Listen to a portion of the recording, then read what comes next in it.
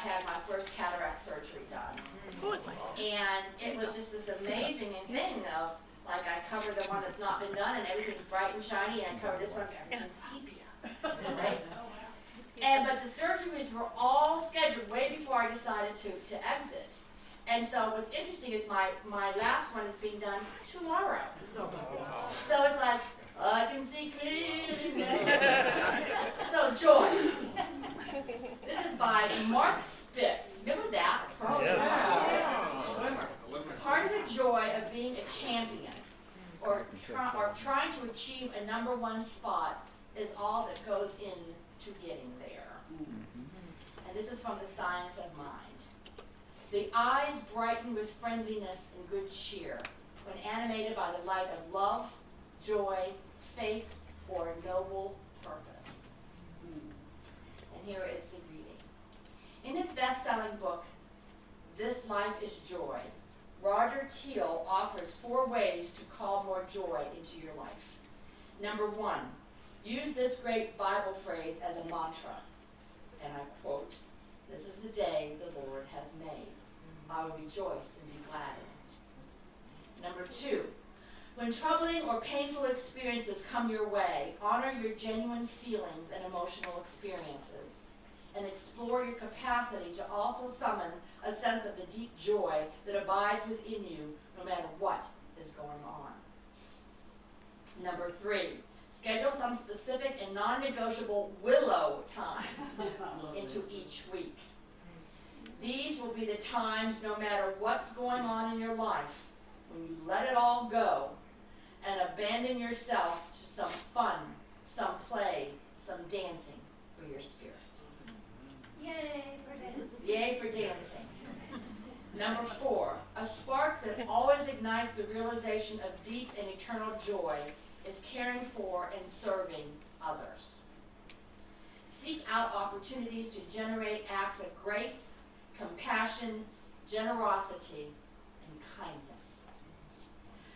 And this person goes on to say, I sometimes find myself focusing on the things that aren't quite right or the way I want them to be in my life, instead of being grateful for the amazing life I have.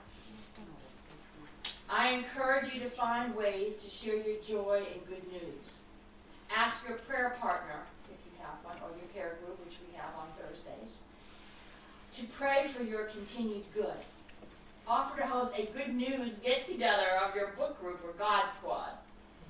We know that what we focus on gets our attention and helps us with our intentions. Call more good into your life by focusing on it. And the affirmation, and I want you to repeat after me, I am joyous and joy-filled. I am joyous and joy-filled. And so it is. And so it is. Now, if you will please, take a breath. We'll go into some silent contemplation time.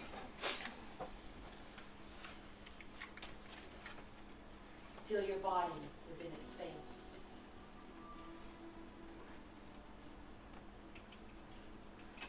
Feel your heart beating within your chest. And we go into this time of contemplation with the intention, I am ready to release that which no longer serves me.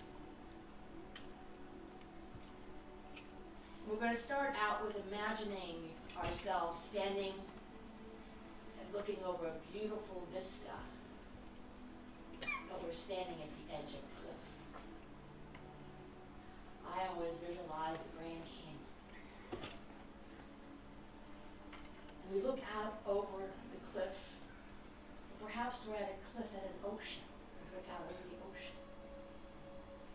And we see the sun beginning to rise. And you know you are safe here. Breathe.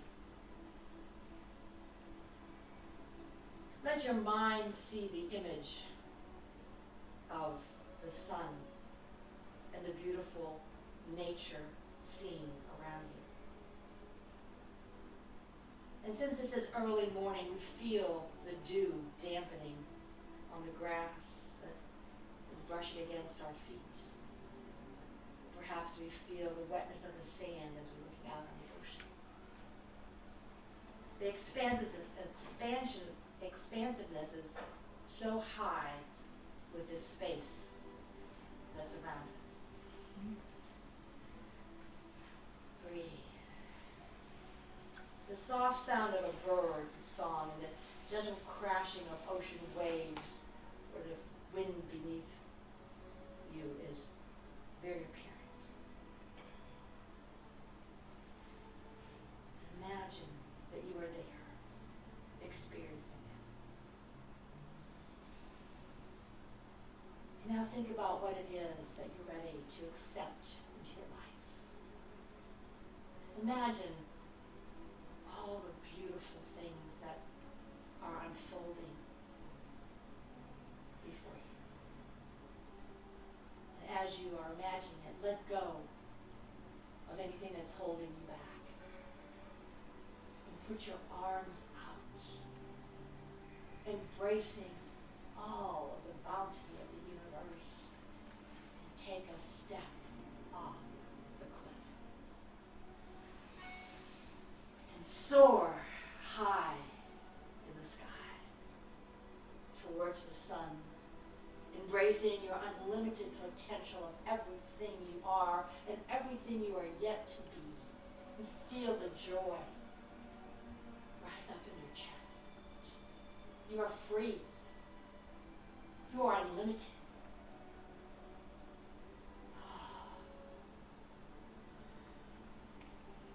As you soar in the sky, allow yourself to feel deep within your soul the idea of being unlimited. Bring that feeling into your heart. And now, as you take a breath, come back into this place and this nowness, knowing that you have released force that is you into the universe. And you are magnetizing even now all of that unlimited potential that is you. Now wiggle your toes and your fingers. Open your eyes. And know that it is done. And so So it is. And so, there was a dog, a horse, and a cat. And they have passed away and are standing before the gates of heaven. God asks them what they believe in. The dog answers, I believe that my human is my best friend, that I should protect him. Are we going? Oh, I'm speaking now. I believe that my human is my best friend, that I should protect him at all cost. God says, good. You may take a seat to my left. Have you heard this one? Horse says, I believe in the love and care of my human, and that I should be loyal and kind to her. And God says, you may take a seat to my right. And you, cat, what do you believe in? The cat looks at him and says, I believe you are sitting in my chair. Those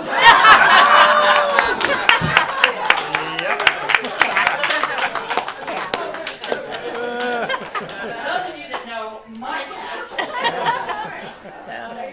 Gabriel would say that, I believe you're sitting in my chair. Or I believe you are not getting up early enough this morning, mother, to feed me.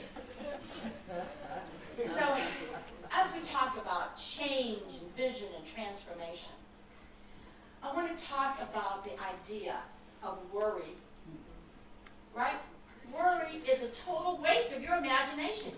God gave you this imagination, your image-making ability, in order to vision and visualize all sorts of good in your life and in the world.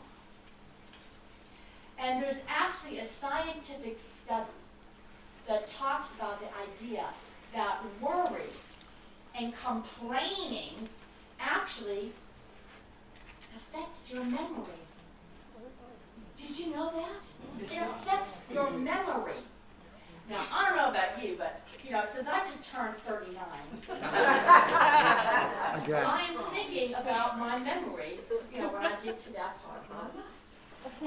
And I also look at my own tendencies to complain a little bit from time to time. And I've shared with you, I've got a very good friend in Canada, my friend Glenda. And she came up with this idea that when we get together and talk and chat, she will signal me that I have whined enough by saying, "Would you like a little bit of cheese?" And then I know it's time to release and let go. But we all have to have a trusted confidant that we go to. Some of us have prayer partners. And I want to acknowledge somebody that is very dear in my life, that's been in my life for close to 20 years, who is my other wine and cheese buddy. And that is Reverend Connie Baldwin. And I want to give recognition. Actually, Reverend Connie that I'm even here. Soon after my father passed away 5 years ago, and I was talking to her during one of my wine and cheese sessions, and I felt it was time for me to do pulpit ministry again. 2 weeks later, she called me and said, "Well, there's a pulpit that's now vacant." I am. So that's the idea of what we focus on, we become. And as metaphysicians, let me just tell you one thing. We meditate, we focus, we study, and what we're doing is we're building the muscle of the mind. And so that the more we do that, the more powerful our thoughts become. And so when you think negative thoughts, they become more powerful. Yes. And that's how you manifest. But that's also how you can be under psychic attack by someone else. So part of the reason and part of the responsibility of us as metaphysicians is to be mindful of what we think of others. Of others. Realizing that there's a plan and a purpose in everybody's life, and what they are out picturing, you do not know what it is for. And so you need to send them love. You need to send them right action. You need to bless, instead of thinking negative about somebody, bless them. And offer them your support. Because I will guarantee you, nobody starts out in the morning by saying, "I'm going to go out today and hurt this person's feelings." Unless they're psychotic or, Voldemort.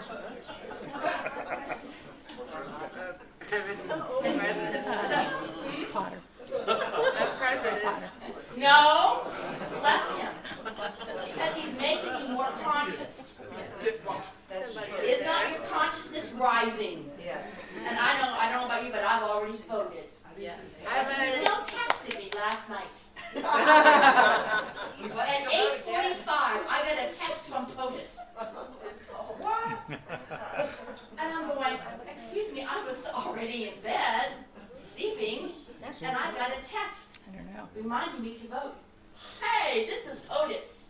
I kid you not, it's on my, no, I think I did. Say, what? And I was saying, "Thank you so much, dear one. I have already voted." But I didn't. I don't want to encourage those texts. But evidently, we are allowed to get those, and does everybody know about that? Yes. Mm-hmm. So, as you begin to see the truth clearly, which you are responsible for, the hardest thing also is not to descend into shame and blame. I'm very good at that, because the spiritual path that I have been on for many years teaches me that I am responsible for my thoughts. I'm responsible for how I feel, but I don't need to go into shame and blame about it either, because that's negative too. And you are a beloved child of God. I am a beloved child of God. I do not need negativity from myself or anyone else to be given to me. So remember this, dear children of God. When you look in the mirror, you allow yourself to love yourself. And that is what we're here to do, yes ma'am. So we have to let go of all judgments. We have to let go of our resistance to change. Trust me, this was not easy. And my cheese and wine partner knows it. Because we talked about all sorts of things in the last few months. And then I finally got word when I dialed 1-800-BIG-GUY. And I got a couple 2x4s. And it was like, okay, when are you going to see clearly that you have been wanting to start a spiritual school forever? And I'm sure David has shared with you, I have 11 people sign up for the first one. I mean, I was going to be happy with 2 or 3. You know, and they kept emailing and emailing. See, this is what happens when you release and you let go and you go with spirit. The universe rises up to meet you and gives you everything you need, including some salary that you didn't even know how was coming to you. We found some extra money there. And it's like, okay, so opportunity to pursue other options might just be at the next exit down if you just quit looking longingly behind you. Remember, the rear view mirror is distorted. Objects are usually closer than you think that they are. And so this idea of changing and engaging and committing yourself to your spiritual life, that's when shift happens. As opposed to the other. And so, we've got it. Dr. Dennis O'Grady says, change has a bad reputation in our society. But it isn't all bad, not by any means. In fact, change is necessary in life to keep us moving, to keep us growing. You can read it. Don't become pond scum. You know? I mean, when you don't move forward, you get this isolation. You get this stagnation, and you're just no earthly good to anybody. And you start to stink. And you start to have stinking thinking. Right? Yep. And so this idea of keep moving, keep going, allow the change to happen. And sometimes you take that step and it is off of a cliff and you don't know what's going to happen next. But you have what? Faith. You have faith in the unlimited power of the universe. And so we continue to go forward. And as we do, we go into levels of transformation. And I want to share with you what's happening this very month is the month of November, the month of Scorpio, and the month of having ideas about transformation in everything we do. I find it very interesting that we have election month in November. Let's think about this. There are no accidents here. Our forefathers were Masons. They knew what they were doing when they were setting up our country. They knew about the mystical, marvelous, magical part of who we are going to be and who we are becoming. And so I want to share with you the esoteric understanding of Scorpio. I have a mother that's a Scorpio. We live in a Scorpio city. Did you know that we are a Scorpio city? Charlotte, North Carolina. And there is a ley line that begins at the center of Trade and Tryon that goes straight to the capital of the United States of America. That is an energy that we can have change and transformation for the highest and best, not only of this country, but for the world. This is a powerful city. And it's built over gold mines. The New Jerusalem, streets of gold. We were also founded by Masons. So when you look at the unseen energies that are part of where you have chosen to live, know that you are powerful Jedi and you are here for a reason. Yes, yes, yes. The first level of Scorpio is the Scorpion. Esoterically, the path of initiation and discipleship. in the Esoteric Wisdom Teachings, which is what I'm teaching at Golden Quest. The first one is Scorpio, the Scorpion. It can sting itself into oblivion through materiality. There also is no accident that we are a banking city. Okay? Now, as the Scorpio begins to have a higher level of consciousness, like the people here in this room, in this center, you begin to open to the possibilities of being spiritual, not being into dogma and religion and have-tos and could-have, would-have, should-haves. And you begin to study and you begin to open your mind to bigger ideas and possibilities. And you begin to have your spiritual kundalini rising. Your consciousness begins to open up. And the second octave, esoterically, of Scorpio is the snake, the kundalini. That's a symbol for the kundalini rising. You begin to awaken. Oh, and there's a lot of that going on in Charlotte right now. There have never been so many new thought centers since I have lived here in 21 years. There's a reason for that. People are opening up, and there's the right group for everyone. And some people, they go to the buffet. They go one place one Sunday, another place another Sunday, another place another Sunday. And that's okay, because eventually they will land at where they feel is their home. But also, we don't want to become stagnant either. And so we may go to different workshops, different places, and bring the richness of what we're learning to the group that we are being a part of in that moment. And so this idea of the Kundalini rising, what it does is it ends up in the Phoenix rising.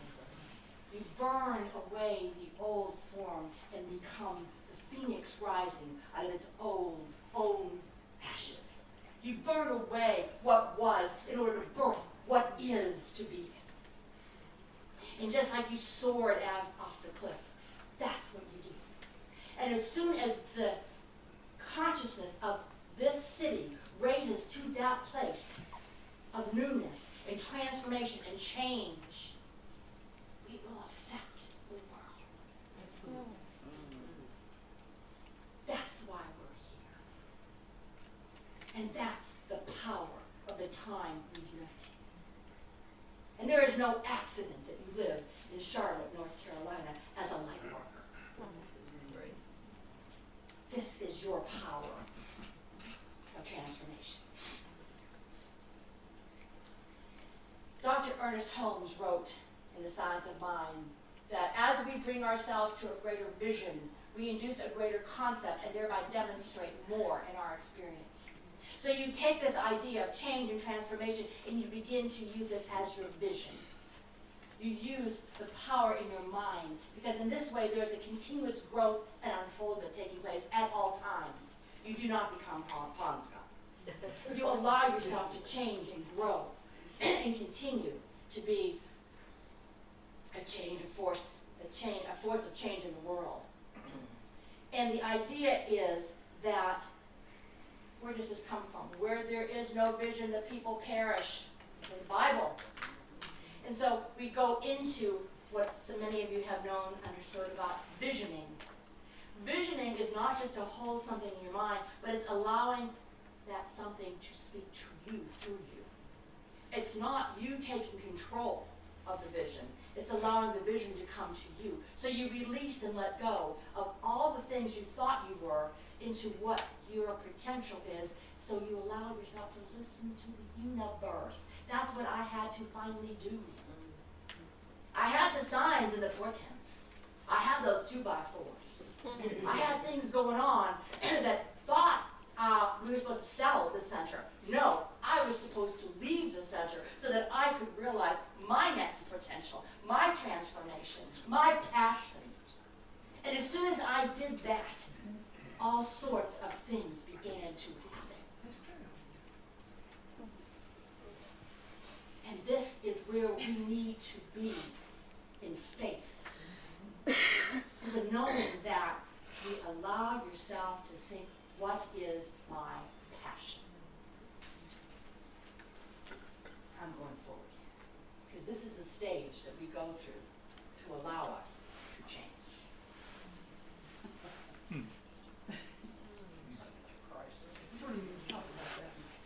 think I do.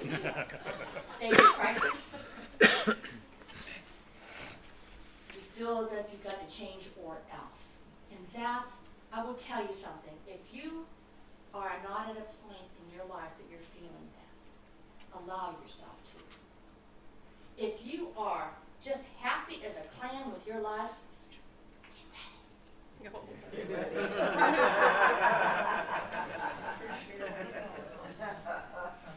The second stage is the stage of hard work. And this is, a lot of people enjoy this, right? I mean, you should see my house right now. I've got like a bazillion books in my house. And so as soon as I decided I was going to do the school and had to get rid of the curriculum ready, I went to my bookshelves.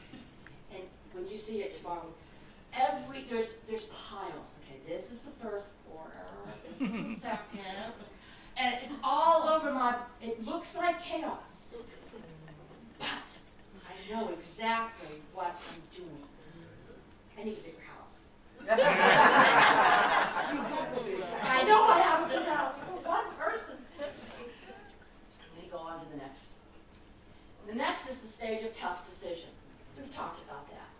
But you know, I encourage you to understand that you have to make up your mind. You have to choose. You want door number 1, door number 2, or door number 3. And none of them are mistakes. None of them are mistakes. There are opportunities to learn, to grow. Trust me on this. This is not your last lifetime. You have plenty. You can do it again and again. Someone asked me in a counseling session about this mantra we say in New Age or New Thought teachings of we are both will and fixed design. It's part of a mantra that's called the Great Invocation. And I said, that means that you came in with a plan and a purpose, but you have free will. You don't have to do it. You don't got it. You can allow yourself to say, okay, I know that this is, and where I look is several places. There's spiritual sides, it's called astrology, numerology. These kind of things are called the sacred sciences, and they're in the Bible. And so I look at people's charts, esoterically speaking, to see what their soul purpose is. And I'm saying, you know what? You don't have to finish it. You can finish it, 100 lifetimes from now if you want. You can just take little chunks of it. Now, I'm trying to do a lot in this lifetime, so I keep getting the 2x4s. I want to clear out the karma. But then, I may be causing karma too, because every thought I have creates karma. You know that, right? Every action you have creates karma. And no karma is bad. It's all good. But, I don't know about you, but I don't want any more 2x4s. The stage of unexpected pain is another part of change. You do all you can to change. And then somebody or something doesn't like what you're doing. And you get hurt. Don't take it personally, folks. When someone hurts your feelings, or someone says something bad about you, it's them that's in pain. If we can learn to love them right back, that's what forgiveness is about. But to see that underneath the anger and the criticism, the judgment, the hurt that you are feeling is another human being, another soul, another brother or sister calling out for you to love them, not to hate. I will share with you that's the biggest lesson that I'm leaving this place with, is to see the love that underlies the happenings of the time. We all love one another in a very deep way. And some of us love each other so much that we bring an experience into the person's life that we love so much so they can learn and grow. Does that make sense? And so I thank you for allowing me to change and to grow and to realize the love that brought me to this time and this space in my own soul's journey. Because that's why we're here, is to love one another.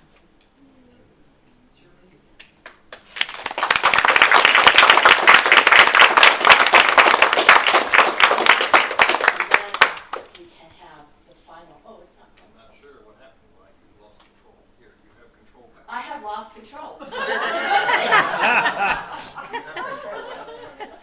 The final stage is the stage of joy and integration.